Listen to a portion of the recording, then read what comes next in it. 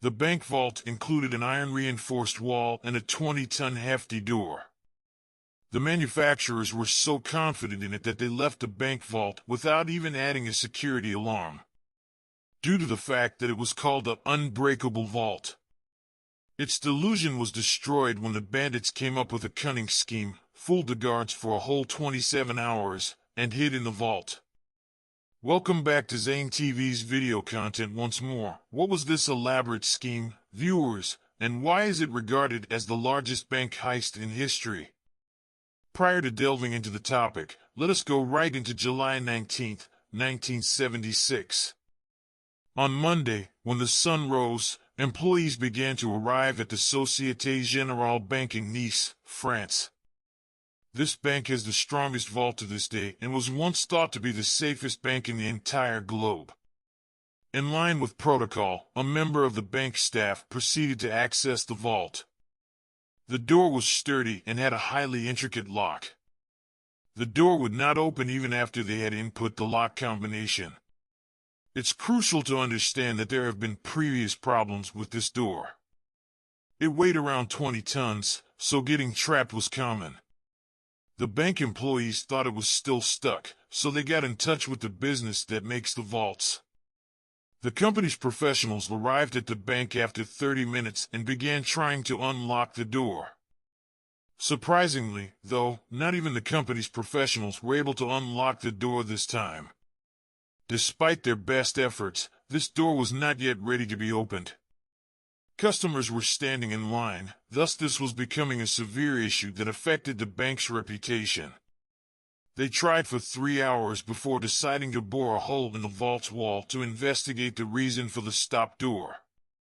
The vault entrance showed no indications of forced entry, and none of the 4 walls had any markings either. After using a powerful drill machine to bore a hole, they looked inside and saw that the vault door had been welded shut from the inside. Since there was only one entrance to the vault, this scene was quite difficult to accept. It was difficult to access the vault from the inside because there was no light inside and no windows. Everyone had now recognized that something strange must be going on here. They set up the apparatus and made the decision to breach the wall of the vault in order to get inside. Because there was iron reinforcement between the walls and they were thicker than ordinary walls, this work took a long time. Well, a hole was constructed big enough for a human to pass through after several hours of laborious work. And what they saw when they peered inside was astounding. Numerous lockers were left unlocked, while others were smashed, indicating that the bank vault had been stolen.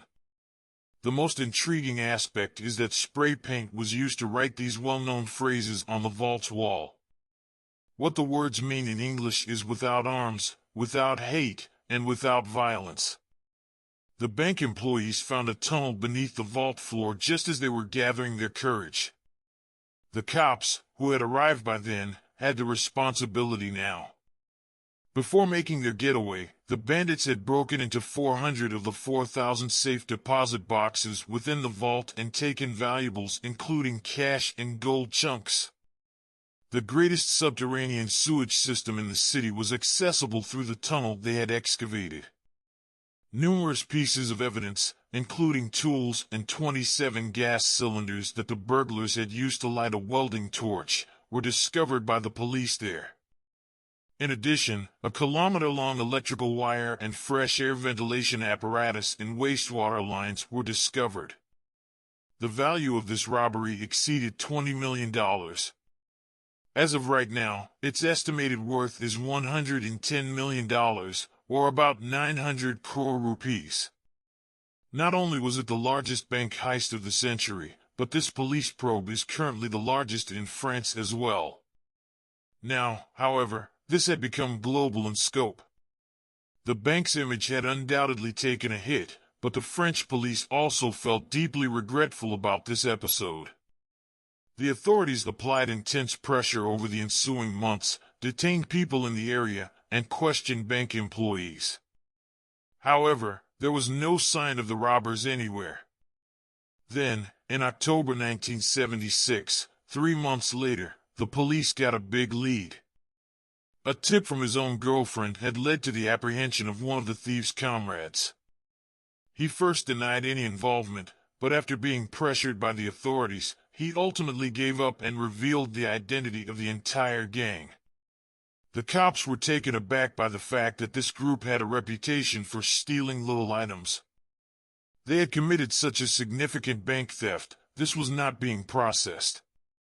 This scheme was really the brainchild of someone else. Gang members gave the police the name of a person who, in their opinion, was the heist's mastermind during the questioning. It turns out that this individual, Albert Spaghieri, was a photographer. He lived in a typical home on the outskirts of the city, dressed simply, and did not appear to be a criminal in any way when the police caught him. Albert's neighbors were questioned, and they all claimed that he is just a straightforward photographer who keeps to himself. Albert Spaghieri, however, was very different from what the police were thinking of him, since he admitted to them right once that he was the mastermind of the bank heist. For the police, the case was virtually over, but it was only getting started. Albert claims that he had previously taken a locker at the same bank, which he used to snap pictures of everything under the guise of visiting the vault. Initially, he kept a nocturnal alarm clock in his own locker. When the alarm went out, no one was informed, and no security alarm went off either. Thus, he had verified that the vault did not have a security system installed. Then, disguising himself as an engineer, he went to the city government office and removed a map of the city. Based on this map, he assessed the location of the sewage line and its distance from the bank. Then he determined that he could reach the bank vault directly by excavating a 26-foot tunnel from the closest sewage pipe.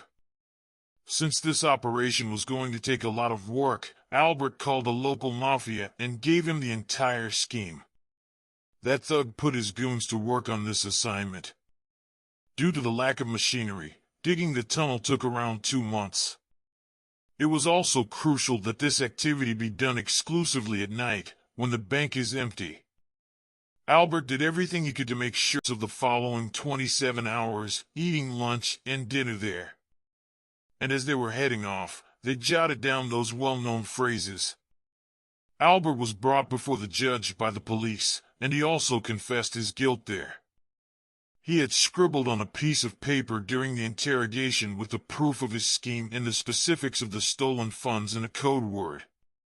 He declared that only the judge would get this proof, and that only the judge would be able to decipher the code word. Albert was called into the judge's chamber for this assignment. Albert gave the judge the document, which included a city map. Albert leaped out the window and out of the room as soon as the judge started to understand the map. There was an automobile parked below the first-floor room. Albert landed on the car's roof, got to his feet fast, and rode away by sitting on a bike that was waiting for him.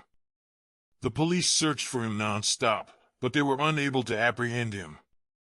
His interview was shown on an Italian TV program after a number of years, in which he said that since I was 12 years old, I had a strong interest in treasures, and this theft allowed me to satisfy my obsession. He appeared to be making light of the French police throughout this interview.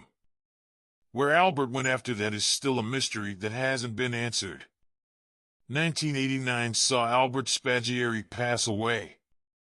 Albert's body, according to his mother, was abandoned outside her home. I hope you like and spread the word about this zaintv video. I sincerely appreciate your warm words. I'll see you in the amazing next time.